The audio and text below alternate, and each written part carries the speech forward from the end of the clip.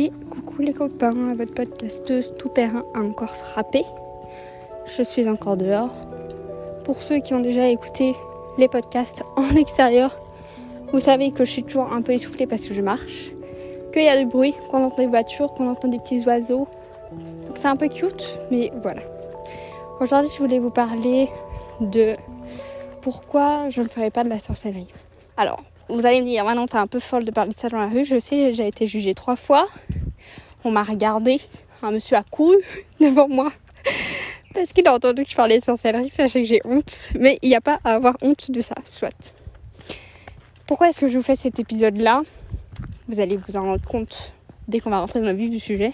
Parce qu'on a trop tendance à vous dire, oui, la sorcellerie c'est bien, la sorcellerie. En fait, une fois qu'on est dedans, on peut être confronté à des choses qui peuvent être un petit peu heurtantes.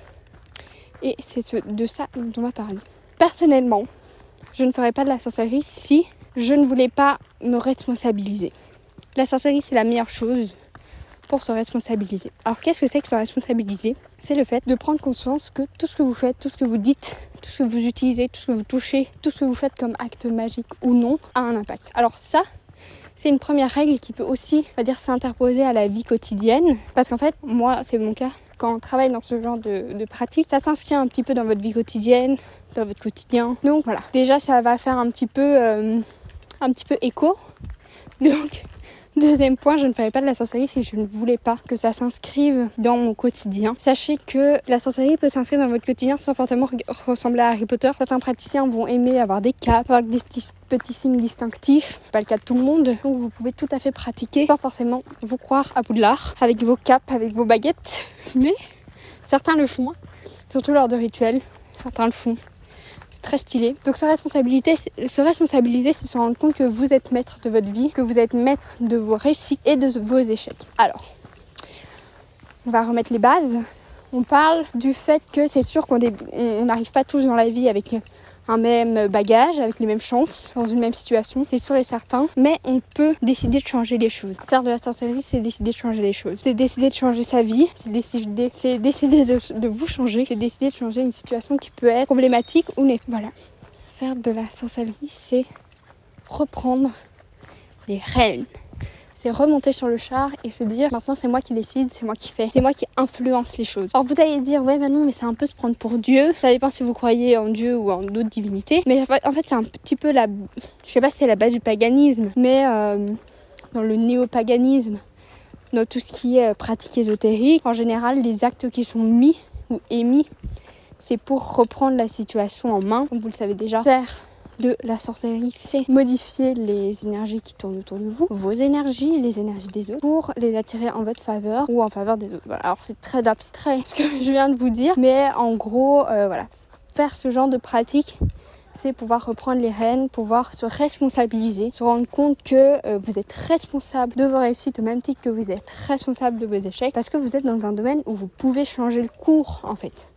Il faut savoir que c'est un domaine où les pratiques peuvent être très douces, on va dire, oui, très puissantes. Alors je dis pas qu'il y a des énergies, il y a des pratiques qui sont très douces et puissantes, il ne s'agit pas. Mais vous avez tellement un panel de choses à faire qui peut vous permettre vraiment de changer le cours de votre vie en fait. Et ça va se mettre un petit peu dans votre vie, on va dire, habituelle. Voilà, hors pratique ésotérique. Vous allez vous rendre compte, en fait, je trouve qu'il y a un moment où il y a un déclic. Et le déclic, c'est se rendre compte que pratiquer ce genre de rituel, c'est se responsabiliser et c'est pouvoir influer sur le cours des choses, que ce soit évidemment en positif ou en négatif, c'est pouvoir influer sur le cours des choses. Et il faut savoir en fait s'en rendre compte. En fait, quand vous vous en rendez compte, vous vous en rendez compte aussi que dans votre vie quotidienne, c'est un petit peu pareil. Que si vous faites un truc, vous êtes responsable des choix que vous faites. Vous êtes responsable de la vie que vous avez. Certains parleront de manifestation. Certains parleront de divinité, de destin, tout ce que vous souhaitez. Mais c'est vraiment se rendre compte qu'en fait, dans la vie, vous faites ce que vous le souhaitez. Imaginons, moi c'est comme ça que je le vois. Après, c'est sûr qu'on n'arrive pas dans la vie avec tous les mêmes bases, les mêmes bagages, les mêmes choses bien, on va dire. Alors c'est dur. Mais pour moi, la vie, c'est une grande page blanche. Quand on se rend compte aussi avec la pratique ésotérique, c'est une grande page blanche avec tout votre background derrière que vous pouvez redessiner.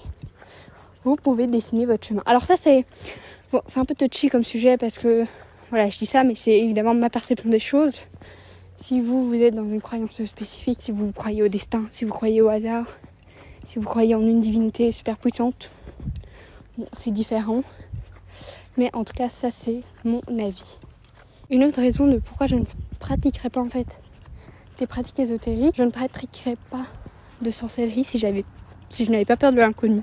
En fait, si vous avez peur de l'inconnu, oubliez. Parce que, en fait, pratiquer des pratiques ésotériques ou de sorcellerie, c'est ouvrir une porte sur quelque chose que vous ne connaissez pas, que vous ne contrôlez pas, que vous ne pouvez pas palper, on va dire. Ouvrir la porte de l'ésotérisme, c'est se lancer dans une aventure où vous ne savez pas de quoi demain il fait. En vrai, je ris, mais c'est pas très drôle. Parce que je peux vous dire que quand ça vous arrive en pleine face et que vous vous rendez compte qu'il y a quelqu'un qui vous veut du mal, on rigole moins. Mais c'est vraiment... En fait, comme je le disais dans le podcast avec Twig, en sorcellerie, vous pouvez faire tout ce que vous voulez, tout ce que vous imaginez. Alors, ça peut être génial parce que, comme je le disais, ça peut influer sur votre vie.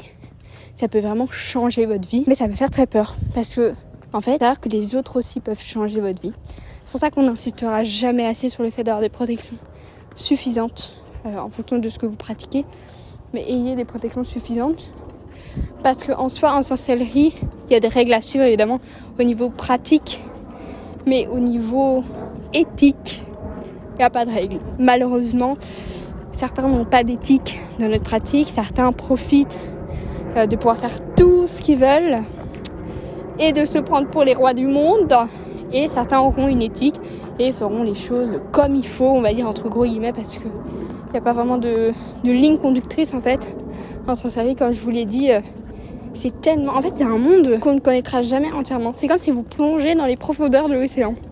Vous allez rencontrer des choses, vous allez voir des choses, vous allez apprendre de nouvelles choses. Peut-être que vous allez vous-même découvrir des choses, mais on n'en fera jamais le tour. Parce que c'est tellement énorme, c'est tellement imprévisible, incontrôlable, que vous n'en ferez jamais le tour. Et ça peut faire peur, parce qu'en fait, se rendre compte de l'immensité de ce qu'il y a derrière la porte que vous venez d'ouvrir peut faire très peur. Idem, je ne ferais pas de la sorcellerie si je ne savais pas lâcher prise. Alors ça, c'est quelque chose dont j'ai travaillé. En fait, c'est une problématique que je travaille sur laquelle je travaille de plus en plus, le lâcher prise. Mais c'est essentiel en fait. On vous parle aussi au niveau de la manifestation, pour ceux qui y croient, du pouvoir de lâcher prise. C'est idem dans les pratiques ésotériques. Il faut savoir mettre un cadre dans vos pratiques. On ne fait pas, enfin, en tout cas ça c'est ma perception des choses, mais on ne pratique pas pour tout et pour rien. Comme je vous l'ai dit, il faut se responsabiliser. Si vous faites quelque chose, ça aura un acte et ça aura une répercussion positive ou négative. Peut-être pas forcément pour vous, mais comme je pense que je l'ai déjà dit dans ce podcast-ci d'ailleurs. Mais si vous faites un rituel pour attirer, je sais pas, 1000 €, ça peut être les 1000 € de votre grand-mère, ça peut être les 1000 € d'une personne qui a passé l'arme à gauche, ça peut être les 1000 € d'une personne qui en avait vraiment besoin, comme ça peut être les 1000 € d'un milliardaire où ça change rien à sa vie. Vous voyez ce que je veux dire ? Il faut savoir conscientiser les choses. Et faire ce genre de pratique, c'est aussi conscientiser vos actes, conscientiser les répercussions que cela peut avoir. C'est pour ça que c'est très important de bien se renseigner au niveau de ce que vous faites en fait. Renseignez-vous, lisez, apprenez de nouvelles choses, ratez-vous aussi, c'est important de se rater. Ratez-vous, regardez ce que ça fait, et puis vous ajustez votre pratique par rapport à cela. Soit. Mais du coup, c'est important de cadrer votre pratique, parce qu'on peut tellement tout faire et rien faire en même temps, que c'est important d'avoir une petite DA, comme je puis dire. Une petite DA de ce que vous souhaitez, ce que vous ne souhaitez pas. Qui êtes-vous en fait ? 4e chose, je pense, je ne ferais pas de la sorcellerie si je ne voulais pas savoir qui je suis. Faire de la sorcellerie, c'est plus qu'un acte magique. C'est aussi, pour moi, évidemment, c'est aussi une manière de penser, une manière de vivre. On se rend compte que, comme je l'ai dit, on ne fait pas de la sorcellerie comme ça en claquant des doigts. En général, quand on rentre dans la sorcellerie, c'est qu'on a vu des choses, on a vécu des choses. Donc on rentre pas dans la sorcellerie de manière anodine, ou alors c'est très rare. Enfin, peut-être que ça arrive, mais en tout cas, c'est ni mon cas, ni le cas des personnes que je côtoie. Donc, voilà. Et faire ce genre de pratique ésotérique, c'est aussi pouvoir apprendre à se connaître, pouvoir apprendre à ce qui vous plaît, ce qui vous plaît pas, ce que vous souhaitez faire, ce que vous ne souhaitez pas faire, ce que vous souhaitez attirer à vous ou ce que vous souhaitez ne pas attirer à vous. Donc vraiment c'est assez... En fait il faut savoir ce que vous voulez, il faut savoir qui vous êtes. Est-ce que vous catégorisez dans une case? Est-ce que vous catégorisez pas dans une case? Est-ce que vous aimez telle pratique? Est-ce que vous détestez une autre pratique? Qu'est-ce qui vous met hors de vos gonds? Qu'est-ce que vous adorez? Quel ingrédient match le plus avec vos énergies? Pourquoi? Comment? Quelle divinité? Alors, je tiens à dire aussi que ce n'est pas obligatoire de pratiquer et d'avoir de faire la sorcellerie et d'avoir une pratique spirituelle, c'est quand même évident. Mais je tiens à le dire quand même parce qu'il y a beaucoup de personnes qui ont tendance à faire un petit amalgame des deux. Vous pouvez pratiquer sans forcément faire partie d'une religion ou d'une croyance spécifique. Donc ça c'est dit. Faire ce genre de pratique, c'est apprendre à se connaître. Parce qu'en fait, vous découvrez tellement de choses qui peuvent parfois vous paraître lunaires qu'il faut savoir un petit peu mettre un cadre, comme je vous le disais en fait. Mais le cadre, c'est vous. Si vous arrivez à cadrer votre pratique, vous arrivez à mieux vous connaître. Si plus vous apprenez en sorcellerie, plus vous apprendrez sur vous-même. Qu'est-ce que ça résonne en vous? Est-ce que ça résonne en vous? Et si ça ne résonne pas, pourquoi? Pourquoi est-ce que cette pratique ne matche pas avec vous? Vous vous rendez peut-être compte que en fait, la magie élémentale, c'est pas trop votre truc. Mais par contre, la magie de bannissement, pourquoi pas? Pourquoi est-ce que la magie de bannissement, ça matche avec vous? Qu'est-ce que vous voulez bannir en fait? Vous voyez, c'est hyper intéressant parce que ça permet aussi d'en apprendre beaucoup plus sur vous et de pouvoir même vous découvrir en fait. Moi, ça a été une manière de découvrir ma personne. Voilà, carrément, oui, carrément. Donc voilà. Ensuite, qu'est-ce que je dirais encore de pourquoi je ne ferais pas de la sorcellerie si je ne souhaitais pas me reconnecter à la nature. On a tendance à dire que la sorcellerie c'est mal, que c'est quelque chose qu'il ne faut pas faire, que c'est démoniaque, que c'est voilà, tout ce que vous savez en fait, tout ce qu'on vous dit en général quand on vous dit oui moi je fais de la sorcellerie. Voilà, c'est mal, c'est démoniaque, nanana. Principalement, la sorcellerie, c'est travailler avec ce qui vous entoure. C'est travailler avec la nature, c'est travailler avec ce qui est proche de chez vous, avec ce qu'il y a dans votre jardin, avec des gens que vous côtoyez. En fait, faire de la sorcellerie, c'est revenir aux bases. Alors, je dis ça quand on débute parce que c'est sûr que quand on est dans une pratique un petit peu avancée, on va peut-être pas toujours travailler avec ce qu'on a que autour de nous, même si ça peut arriver, hein, comme on en parlait dans le podcast avec Twig, la magie des campagnes, c'est travailler avec ce qu'il y a autour de vous, avec ce qu'il y a sur votre territoire, avec ce qu'il y a dans votre région. Ça peut être hyper pratique énergétiquement parlant aussi.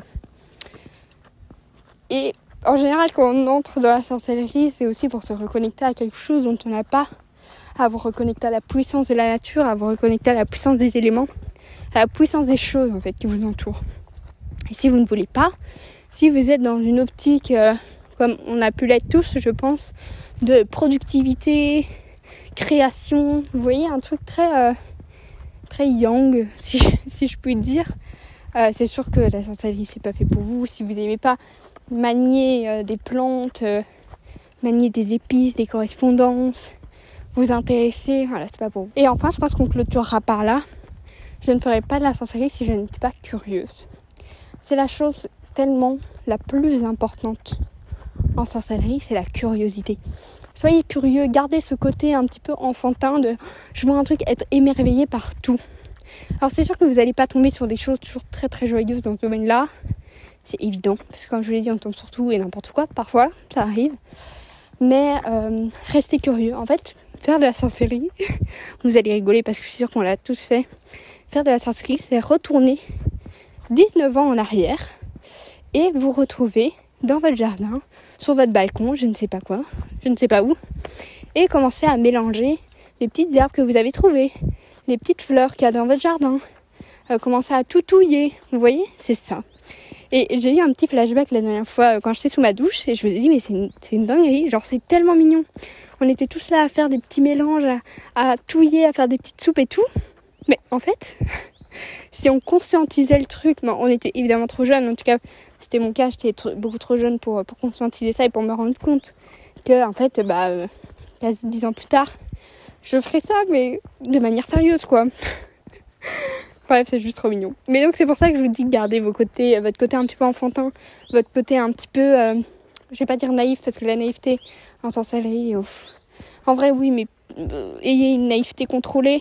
Ne soyez pas trop naïfs pour tout, parce que... Non, en fait, ne soyez pas naïfs du tout, parce que c'est la naïveté qui va vous entraîner vers parfois des dérives sectaires, et on fait attention à ça. Si, petit rappel, si des gens vous demandent de l'argent, une somme astronomique pour des choses, pour des apprentissages, ne le faites pas, en fait, parce que il y a des charlatans partout, et ce serait dommage de vous faire embaumer ou avoir par une secte où vous n'ayez plus d'argent. Je veux dire, c'est déjà la dèche pour tout le monde, à cause de personnes mal intentionnées. Mais du coup, voilà, mon meilleur conseil pour vous, c'est de soyez curieux, découvrez plein de trucs, continuez à chercher, continuez à apprendre, que vous soyez expérimenté ou pas. Je pense que c'est un bon rappel de vous dire que soyez curieux. Et le jour où vous arrêterez d'être curieux, c'est qu'il y a un truc qui cloche.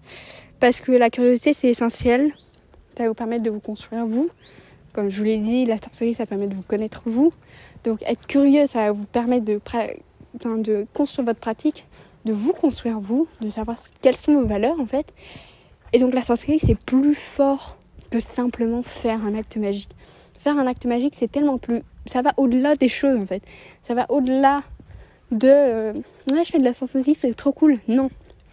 Si vous faites ce genre de pratique, c'est qu'il y a quelque chose derrière. Ça peut être intéressant d'aller creuser ça. Pourquoi est-ce que vous souhaitez vous responsabiliser ? Pourquoi est-ce que vous souhaitez reprendre les rênes ? Pourquoi est-ce que vous souhaitez redevenir le main caractère ?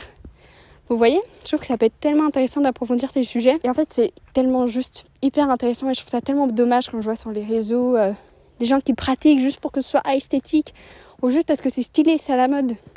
C'est tellement réduire ce que c'est que la sorcellerie. C'est tellement réduire ce que c'est qu'une pratique ésotérique ou une pratique spirituelle, comme vous le souhaitez. Mais c'est réduire la pratique à de la pure pratique, genre pratique, du mot pratiquer, quoi. Alors que ça va au-delà de ça. Même quand on vous parle aussi de correspondance, on vous parle de symboles, on vous parle d'énergie. C'est des choses qui peuvent paraître tellement simples et subtiles, mais qui sont tellement magnifiques, en fait. Voilà, le petit côté cucu. C'est le retour, mais voilà. J'espère que ce podcast vous aura convaincu de ne pas faire de la sorcellerie. Attention, c'est mal. Attention, Satan. Attention, le démon. Et que ça vous aura peut-être fait un petit friendly remind de rester curieux, continuer à apprendre, continuer à découvrir des choses, continuer à partager. Continuer à partager. Parce qu'en fait, on est dans une ère où... là, je parle spécifiquement des réseaux sociaux, mais on est dans une ère où dans le witch talk c'est hyper toxique. Voilà, c'est mon petit message émotionnel. On est dans une année, non c'est plus qu'une année, où en fait c'est hyper toxique, le witch talk est hyper toxique, et je pense que si on se fait une petite armée de personnes qui sont là pour refaire en sorte que le witch talk soit un endroit de partage et plus un endroit de jugement, ça pourrait être tellement bien, parce que j'ai eu tellement, mais vous imaginez même pas le nombre de messages que j'ai eu en me disant oui Manon, moi aussi j'ai été face à des gens qui me critiquaient, des gens qui me crachaient dessus et tout, et j'ai arrêté de parler de ma pratique sur les réseaux alors que j'aimais bien. Genre c'est quelque chose, vous voyez, c'est quelque chose qui vous fait plaisir. N'arrêtez jamais des choses qui vous font plaisir par peur du regard des autres. En fait, ne faites pas ça, je vous en supplie, ne faites pas ça. En fait, vous rayonnez, et c'est sûr que rayonner, ça peut... Tout le monde ne sera pas content que vous rayonnez, vous voyez ce que je veux dire ? Tout le monde ne sera pas content de vos victoires. Tout le monde ne sera pas content que vous vous épanouissiez. Tout le monde ne sera pas content que vous fassiez mieux que les autres. Et c'est le podcast pour vous dire arrêtez d'éteindre votre lumière pour les autres. Vous valez mieux que ça. Vous valez mieux que des critiques. Et dites-vous, de toute façon, toutes les stars du monde se font critiquer. Lena Situation se fait critiquer et cracher dessus sur les réseaux. Et votre plus grande victoire, c'est de reprendre les armes et de vous dire moi j'accepte pas et je vais continuer à briller, que tu le veuilles ou non. Alors si vous, votre manière de briller, c'est de ne plus aller sur les réseaux sociaux parce que ça vous fait vraiment vous sentir mal, etc., ne le faites pas évidemment. Il y a plein d'autres manières de briller. Vous n'êtes pas obligé d'être sur les réseaux pour pratiquer, vous n'êtes pas obligé de faire 3 milliards de pratiques pour pratiquer, mais si par exemple, vous, votre manière de rayonner, de vous sentir épanoui, c'est dans une pratique et que les gens vous disent non, tu peux pas, on commence à vous critiquer et que ça éteint cette petite flamme qui brûle en vous, n'écoutez jamais les rageux. Parce que les rageux, c'est les premiers à cracher, mais c'est les derniers à faire. Voilà, ils n'ont pas fait 1/10 de ce que vous faites et ils ne connaissent pas 1/10 de ce que vous connaissez. Donc arrêtez d'éteindre votre lumière, arrêtez d'écouter les autres. Parce que le jour où vous écoutez les autres, vous écoutez plus vous. Et je tiens à vous rappeler que c'est vous les main caractères de votre vie. C'est vous les héros de votre vie. Et c'est vous qui vivez votre vie en fait. Genre c'est vous qui allez faire... Vous voyez, on revient sur le fait de se responsabiliser. Mais c'est vous qui allez faire en sorte de vivre la vie de vos rêves. Que ce soit vivre aux Bahamas ou ouvrir une ferme de chevreuils. Vous voyez ce que je veux dire? C'est vous qui allez vivre votre vie. Et mieux vaut se dire que vous vivez votre vie avec des rageux qui crachent dans votre dos que ce que vous écoutiez les rageux qui crachent dans votre dos et de pas vivre votre vie. Vous passez à un côté d'un truc de zinzin. Voilà. Donc, j'espère que ce podcast vous aura plu. Voilà, on est à 30 minutes de podcast. C'est fun. Et sur ce, j'espère que ça vous a plu. Ça vous aura un petit peu remotivé. Voilà, c'était vraiment un podcast plein de bienveillance et de jolies choses, de belles énergies. J'espère que vous l'aurez ressenti. Sur ce, si le podcast vous a plu, n'hésitez pas à le partager. Parce que on veut créer cette petite armée de personnes bienveillantes sur les réseaux et de personnes bienveillantes dans les pratiques. Donc, partagez ce petit podcast si ça a résonné en vous. N'hésitez pas à lâcher un petit commentaire en partageant un petit peu votre pratique, voilà, votre parcours ésotérique. Et à lâcher un petit j'aime. Voilà. Et après, promis, je vous laisse. Je vous fais plein de gros bisous et on se retrouve à la semaine prochaine. Bisous.